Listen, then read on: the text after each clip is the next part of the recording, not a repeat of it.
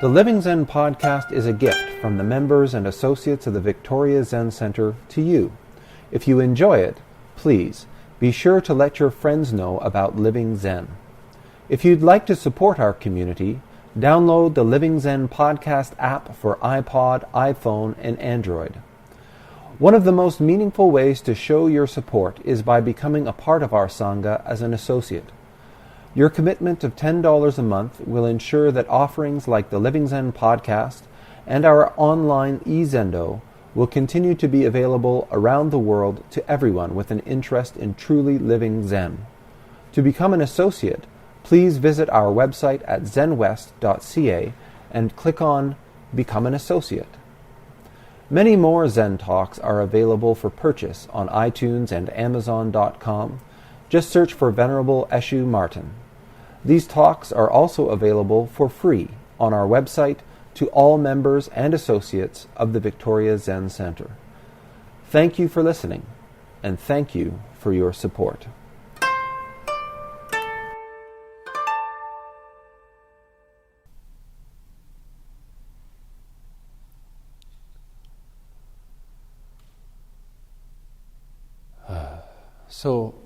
There are many newcomers this evening, so I'd just like to welcome you all to your first sit with us. This is a Zen center, and so we practice this thing we call Zen Buddhism. But when the Buddha was asked what it was that he taught, he didn't say, "I teach Buddhism." There's a lot of people teaching Buddhism today. There's a lot of people teaching all kinds of things and calling it Buddhism today. There are people teaching all kinds of religions today.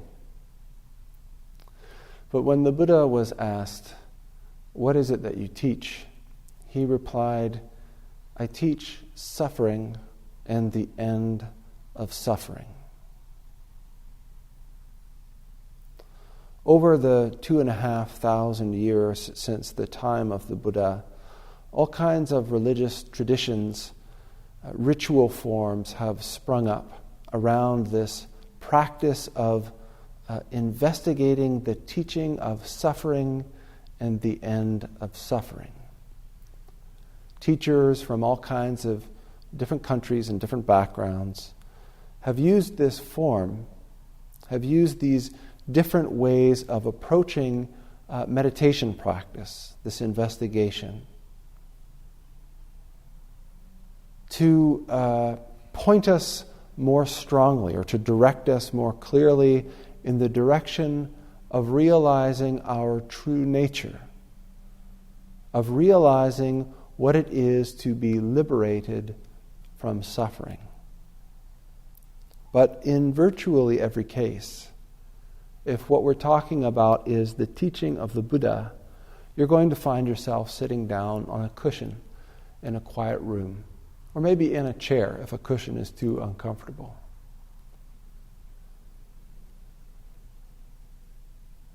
The basis of the Buddha's teaching is that our experience, our perception, our approach to our experience is in life are what bring suffering.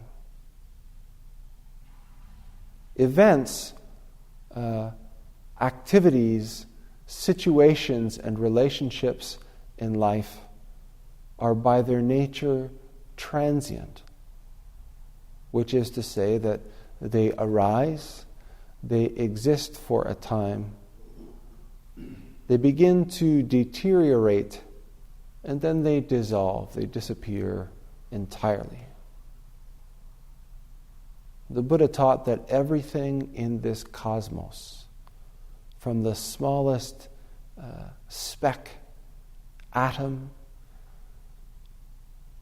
to the galaxies and stars, everything in this vast cosmos follows this pattern. Everything in this vast cosmos is also impermanent and transient. Each and everything, each and every situation and relationship is not a thing, an object, but an activity.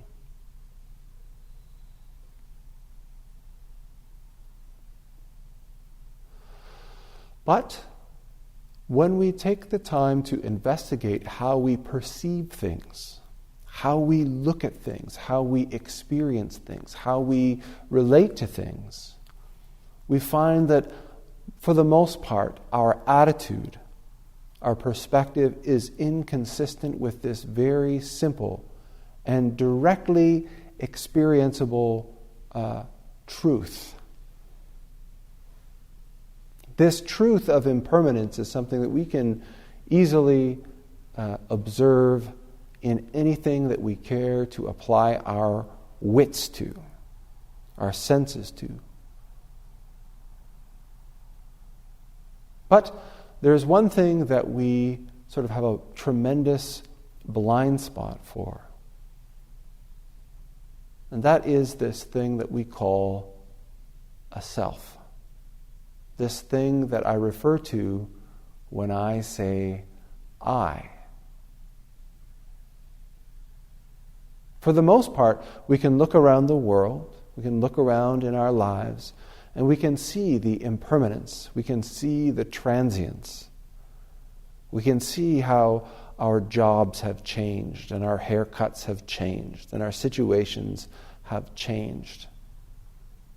And we can even look at other people, other eyes, other selves, and we can easily witness that these are also changing all the time. But when it comes to what we think of ourselves, somehow we have this blind spot. We think, I am I. I'm me. And this me doesn't change. And this is one of our most fundamental self-deceptions. And according to the teachings of Buddhism and Zen, this belief is the very origin of our suffering. And it's not even a very good lie. When we take the time to investigate this thing that we call I, it begins to crumble. It begins to pass like sand through a clenched fist. We can say, is what I look like now the same as what I looked like when I was a child?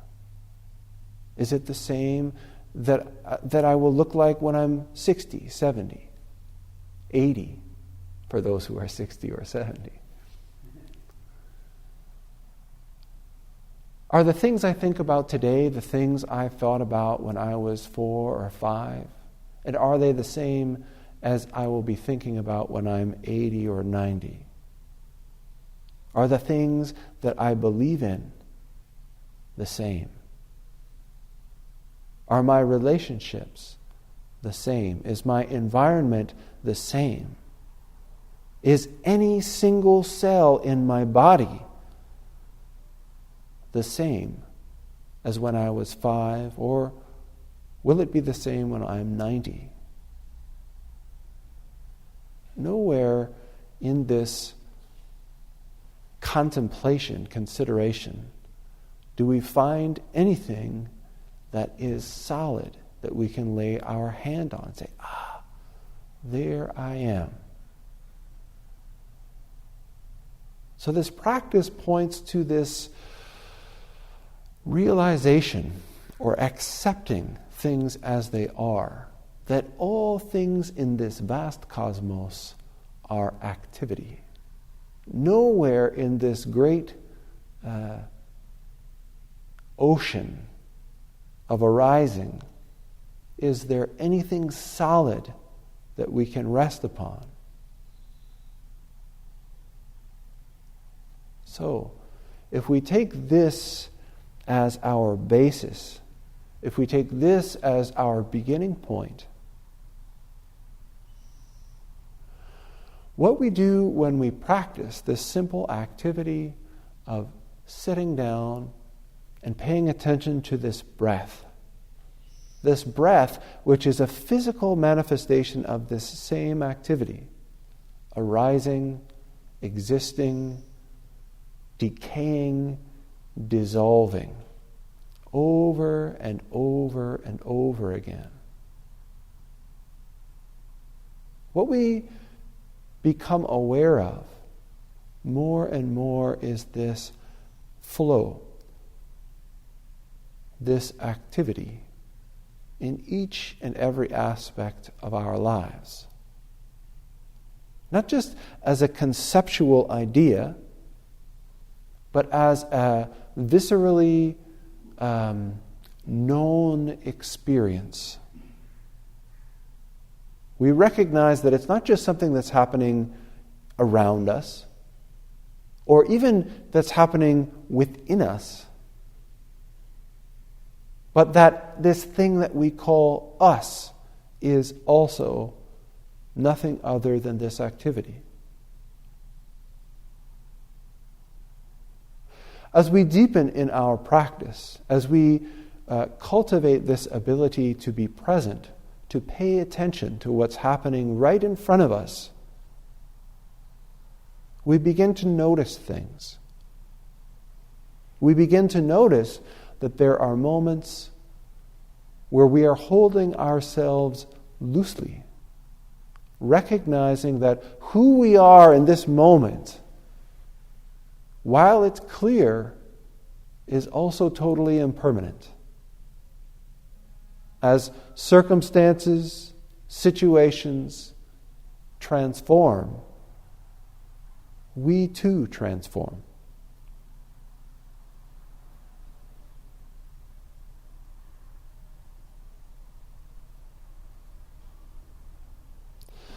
More than this, what we become aware of as we go forward, as we continue to make relationship and continue to pay attention, is that we become more and more aware of those moments where we hang on, where we solidify, where we become rigid, where we try to calcify a dynamic situation or a dynamic relationship or a dynamic circumstance and make it an object. We become aware of when we are chasing something as if it were an object that we could have. Or when we are running from something as if it were an object that could take us.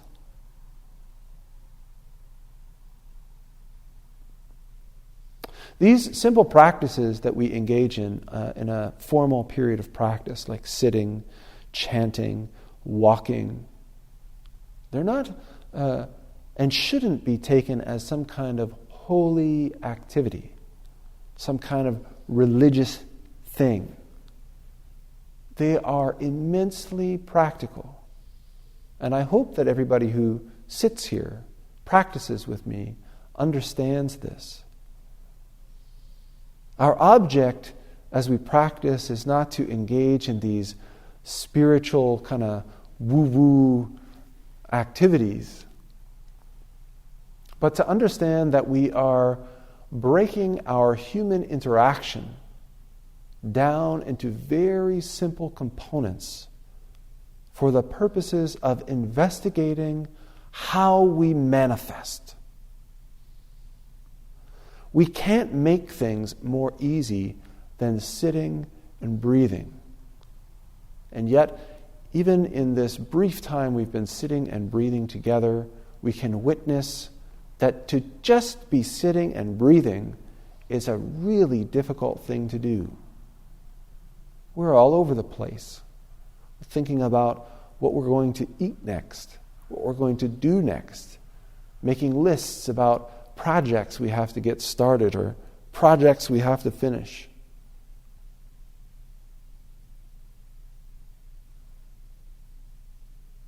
So this activity of sitting is simply the practice of landing and actually doing what you're doing while you're doing it.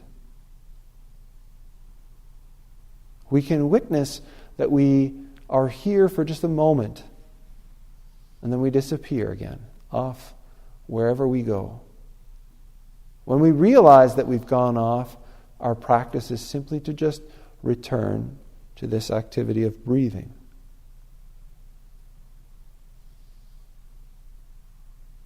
When we fixate the self, when we begin to separate I from the activity that we're engaged in, this is where thought arises. This is where this fixation, solidification of this activity that we're engaged in is born. And according to the teachings of Buddhism, it is in this separation, this fixating of things, that desire, craving, and suffering is born. So as we practice this seated meditation, this seated breathing, as we practice walking meditation, as we practice chanting, what we are investigating is the experience. What happens when we completely unify, when we completely dissolve into the activity that we're engaged in? What happens when we arise, when we fixate, when we separate from the activity that we are engaged in? How do things go? When we first came in tonight, the Jikijitsu, the officer who is ringing the bells there, Yushin is his name, he sort of got a false start. He hasn't done it in a while, so he's a bit rusty. But what we watch is that he enters as one with this activity, as the group, and confidently steps forward and is called, "Hey, wait for everybody." What happens then is the essence of our practice. Are we able to step back and re-immerse ourselves in the harmonious activity of what's going on? Or do we fixate the self and begin to criticize, judge, begin this sort of chatter about what went wrong and whose fault it was and how come I wasn't informed or why didn't I receive the memo and all this? In Zen practice, when we get into this, the chances are the next thing that we have to do is also going to go awry. Whether that's ringing a bell or clapping clappers or bowing together with everybody. And this is the essence of this form. We witness, we share with our community of practitioners how we manifest in this world. Because it's not different. How we're able to connect with this practice, how we're able to immerse ourselves in these simple activities is directly transferable to how we manifest and how we immerse ourselves in our relationships outside, in our jobs, in any environment that we find ourselves in.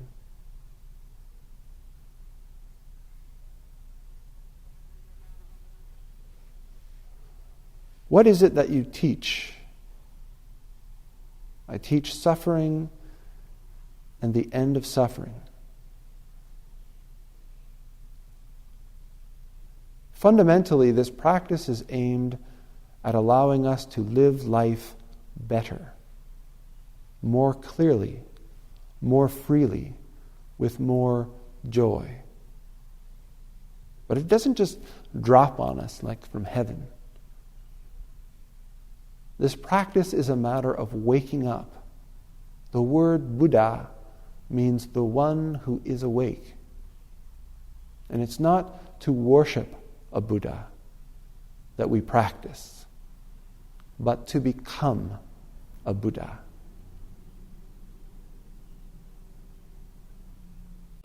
Thanks for listening to the Living Zen podcast. If you follow Living Zen through iTunes, I would very much appreciate it if you would take a moment to let me know what you think about it by rating or reviewing the podcast, so that new listeners can also hear what you have to say. Thank you for your time and for your support.